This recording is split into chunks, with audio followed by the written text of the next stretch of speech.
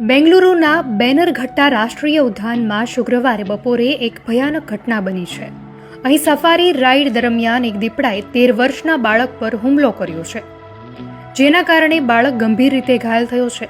આ ઘટના ત્યારે બની જ્યારે સુહાસ નામનો બાળક જીપ સફારીમાં મુસાફરી કરી રહ્યો હતો. અચાનક દીપડો વાહન તરફ દોડી આવ્યો અને જીપના કાચ તોડીને હુમલો કર્યો.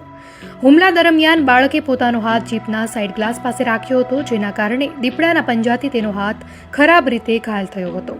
ઘટના બાદ પાર્કના કર્મચારીઓએ તાત્કાલિક બાળકને પ્રાથમિક સારવાર આપી અને તેને હોસ્પિટલમાં દાખલ કરવામાં આવ્યો હતો. સારવાર બાદ તેને રજા આપવામાં આવી છે. આ ઘટના બાદ પાર્ક સત્તાવાળાઓએ સુરક્ષાની સાવચેતી કડક બનાવી છે. તમામ જીપમાં જાળીના છિદ્રો બંધ કરવા ઉપરાંત સફારી ડ્રાઈવરોને પણ કડક સુરક્ષા સૂચનાઓ આપવામાં આવી છે. રાજ્યના આરોગ્ય મંત્રીએ પણ બાળક સુહાસની વ્યક્તિગત મુલાકાત લીધી અને તેની તબિયત વિશે પૂછપરછ કરી હતી.